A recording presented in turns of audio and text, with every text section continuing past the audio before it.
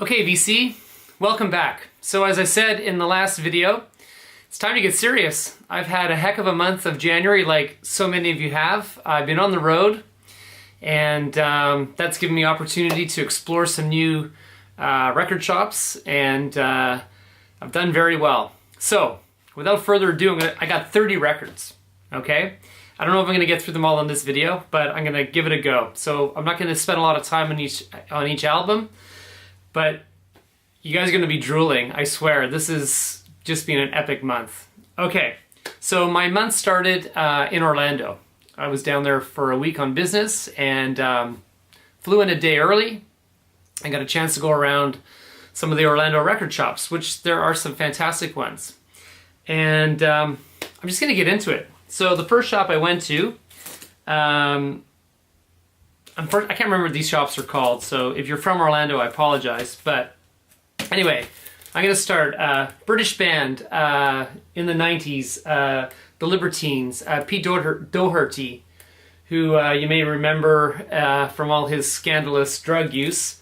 But let me tell you, if you haven't heard of this band, they are fantastic, and this is one of their epic albums. Highly recommend it. Some good old Brit rock, the Libertines. Now, couple of others that I added in from that same shop. This is Bad. This is Big Audio Dynamite. This, I believe, was their first album. This had the E=MC² single on it. And this was Mick Jones from The Clash. This was his new project once The Clash broke up. And they had a couple of good albums. I would love to get The Globe. That was their other really strong album. I think they had 4 or 5. And yeah, that's the first one. So Big Audio Dynamite. This is Big Audio Dynamite. And then this is a classic rock album. This is something that I don't know a lot about other than their atypical hits. This is a 1976 German import. This is the Allman Brothers at the Fillmore East. I gave this a spin. Fantastic. I know it's listed as one of the best live albums of all time. And yeah, you think you're in the Fillmore. It's just fantastic. Bluesy rock guitar work is insane. And yeah, the Allman Brothers.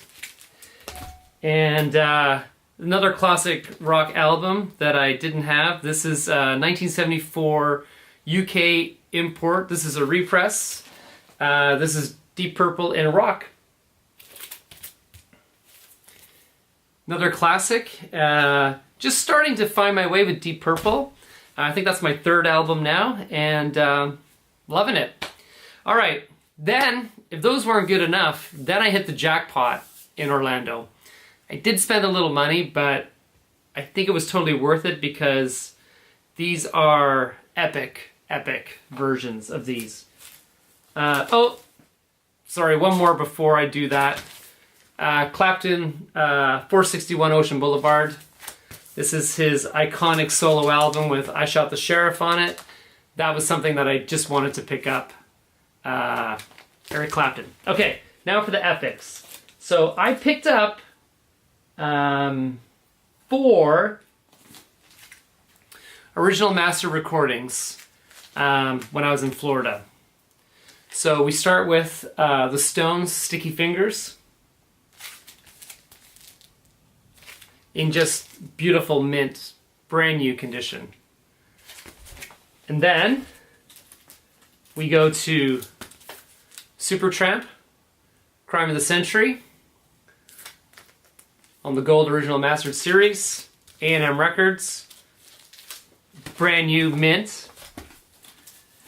And then we go to Abbey Road by the Beatles on Capitol Records. And then, if that wasn't good enough, we go with Pink Floyd's Dark Side of the Moon. Original Master Series, Original Master Recording, Gold Label, all in fantastic, 100% beautiful shape.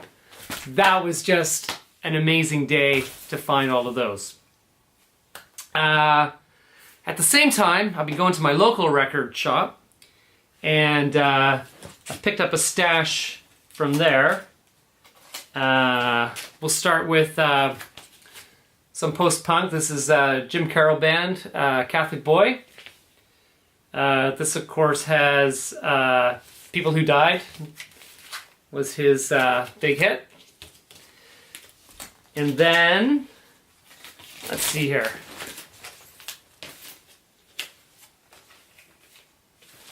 Got Queen album I Was Missing, Sheer Heart Attack. This has the poster inside with an insert. I had this on CD or tape when I was a kid. It was a tribute to Cole Porter. All these sort of indie people. Tom Waits, Debbie Harry, Iggy Pop, Chrissy McCall, U2, Katie Lang, Thompson Twins, Jimmy Somerville, Aztec Camera, Sinead O'Connor. Singing old Cole Porter songs. That's a good one. Got an original Leonard Cohen I Was Missing. New Skin for the Old Ceremony. This has Chelsea Hotel on it. Got that.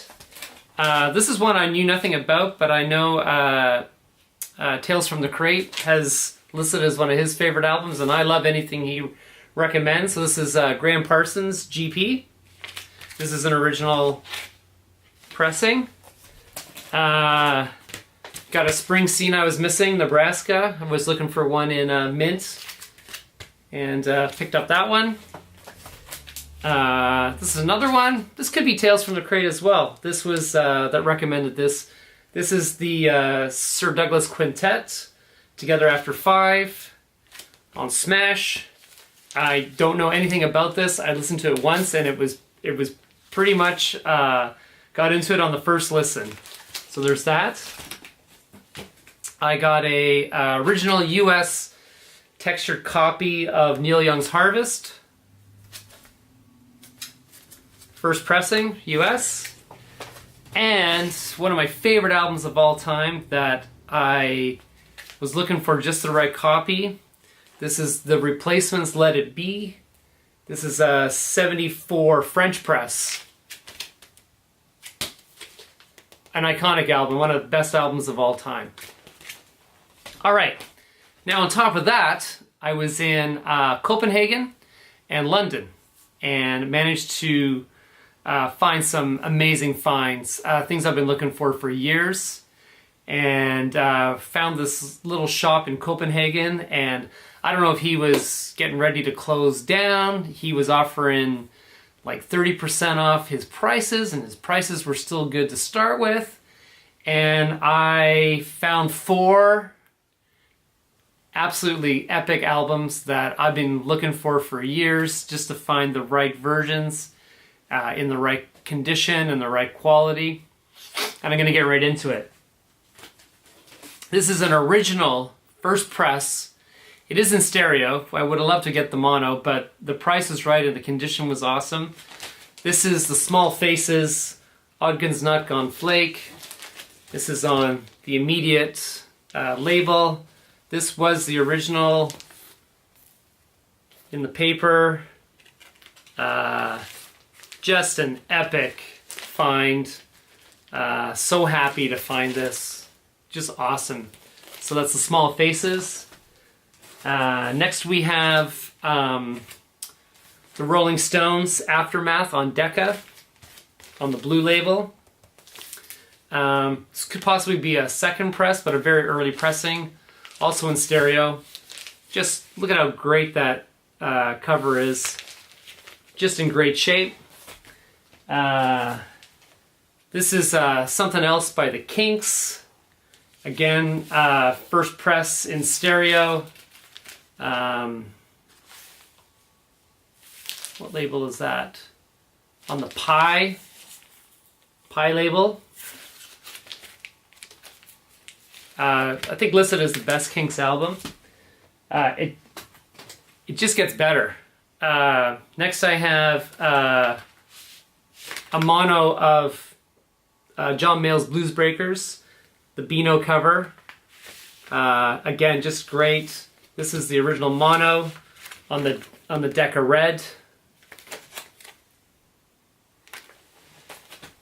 And then I have a soundtrack. I'm not a big soundtrack guy, but to me this is probably one of the greatest soundtracks of all times. I have an original Repo Man.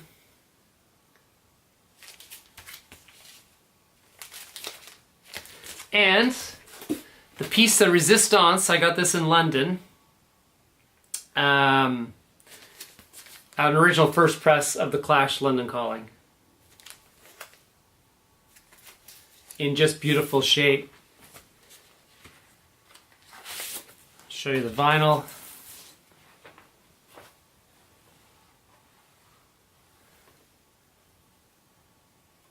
So we have that. And then I got a couple of new buys in London as well. Just things that caught my eye, things that may be harder to get in Canada. I found this amazing Joe Jackson's Greatest Hits called Collect It. This was a limited edition of 1,500. And this is number 35. You can see there. Joe Jackson. It's got all the big hits. Fools in Love, Is She Really Going Out With Him, Look Sharp, Sunday Papers, I'm the Man. It just goes on and on and on. Breaking Us in Two, Stepping Out. You can't always get what you want till you know what you want. Just a fantastic. It's on a turquoise vinyl. Just quickly show you what that looks like. I don't think I'll ever find an affordable press of this that I can afford. But this is the Kinks, Arthur on the Decline and Fall of the British Empire. This is obviously a reissue. That was a new purchase. Got a band that I've heard a lot about. A lot of people cite them as being very influential. One of the really early indie bands from the US. This is Neutral Milk Hotel. Got that at Rough Trade in London. It's not an album I know about, but I've read a lot that people think it's very influential, so I'm looking forward to hearing that. This is one, again, I don't know if I'd ever get an original, and this is Sage Gainsbourg, Paris. This has obviously him and Jane Birkin. Yeah, just something different, and again, something that I don't think I'd ever find in Canada. Yeah, it's kind of like a greatest hits, 63 to 71. Of course, has Je T'aime on it. And finally, another one that I don't know if I'd find it that well in Canada, but this is Richard and Linda Thompson, Shoot the Lights Out, which was the iconic 82 folk rock album by the couple, one of those breakup albums. Well guys, that's 30 albums in as short as time as I could do. I got a lot of listening to do, and I think I showed you some really great stuff. I'm going to come right back with another video on a whole new way of music. Alright, speak to you later.